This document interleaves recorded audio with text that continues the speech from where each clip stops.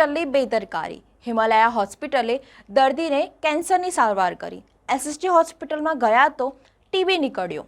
Jetalpur road પરની Himalaya cancer હોસ્પિટલના ડોક્ટરે એક ટીબીના દર્દીને કેન્સરની ગાંઠ જણાવી તેમની સારવાર ખોટી કર્યા હોવાના દર્દીના પરિવારજનોએ આક્ષેપો કર્યા છે.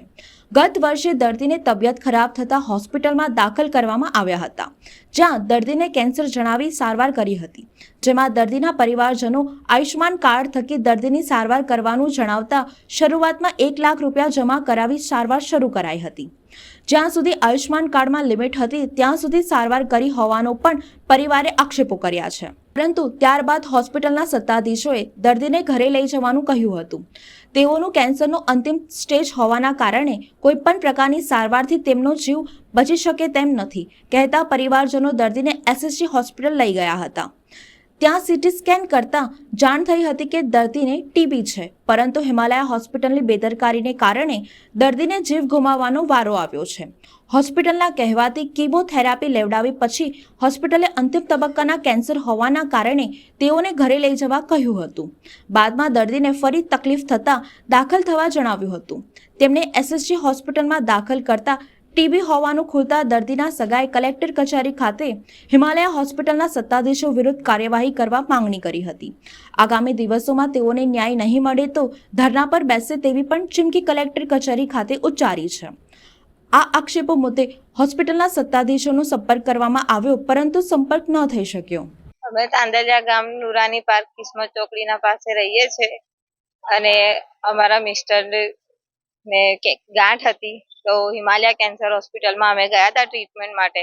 એ લોકોએ એવું કીધું કે તમને કે આયુષ્માન કાર્ડ છે તમારા પાસે. મારા મિસ્ટરે કીધું કે હા છે.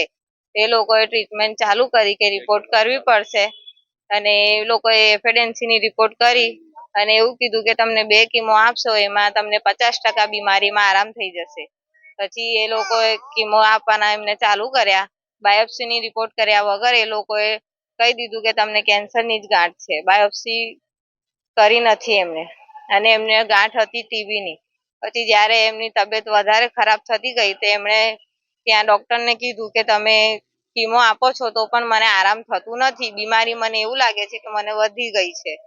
પછી એ ડૉક્ટરે જ્યારે કાર્ડમાં પૂરા પૈસા પતી ગયા આયુષ્માન કાર્ડમાં તે ઘડીએ એમને કહી દીધું કે તમને આખરી સ્ટેજ છે, તમને ચોથો સ્ટેજ છે, તો તમારે ઘરે જઈને બચ્ચાઓમાં રહો, તમે આરામ કરો. તમારે બીમારીમાં 100%માં 25% જ કીમો કામ કરે છે, 75% કીમો કામ નથી કરતો. એટલા માટે તમે ઘરે રહો, આરામ કરો. તમે કીમો લો કે ના લો. Himalaya cancer hospital.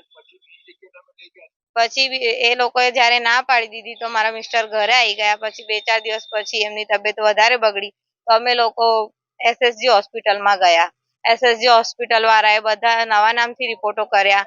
બધી રિપોર્ટમાં એમને ટીબી આવ્યું. તે લોકોએ બાયોપ્સી પણ કરી, સીટી સ્કેન પણ કર્યું, એમઆરઆઈ બધું કર્યું.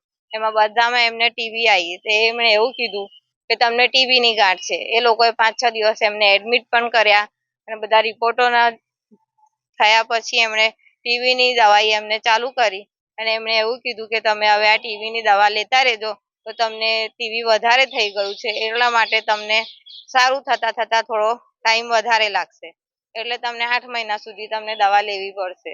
પછી એ લોકોએ અમને નજીકના હોસ્પિટલ, પત્રકાર હોસ્પિટલ છે સરકારી, ત્યાંથી એમને ફોર્મ આપ્યું કે તમે ત્યાં નજીકના હોસ્પિટલથી તમે તમારી જેમ ગોળી ખતમ થાય ટીબીની એમ તમે ત્યાંથી દવાઈ લઈ લેજો.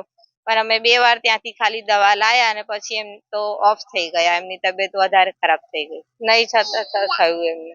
અને અમે કલેક્ટર ઓફિસે અમે આવ્યા છે અમારી રજૂઆત કરવા માટે કે અમને ન્યાય આપે. કલેક્ટર સાહેબ ન્યાય અપાવે અમને. આજે અમારા સાથે છેતરપિંડી થઈ છે એની એ કરે કે અમને ન્યાય આપે. એ લોકો કે અમારા સાથે છેતરપિંડી કરી છે એ લોકોએ. એવું કોઈ ગરીબ સાથે ના થાય. બીજા કોઈ, મારા સાથે તો થઈ ગયું પણ બીજા કોઈના સાથે એવું ના થાય એટલા માટે અમે આ કરીએ છીએ કે ભાઈ મારા હસબન્ડ તો ગધા રહ્યા. એવા કેટલા લોકો છે જેમને કેન્સર ના હોવા છતાં પણ એ લોકો આયુષ્માન કાર્ડમાંથી પૈસા લેવા માટે એ લોકો એવું કરે છે. એ લોકો બરાબર રિપોર્ટ કરતા નથી એ લોકો જાણ કરતા નથી અને એ લોકો બસ કેન્સર છે એવું કહીને એ લોકોની ટ્રીટમેન્ટ ચાલુ કરી દે.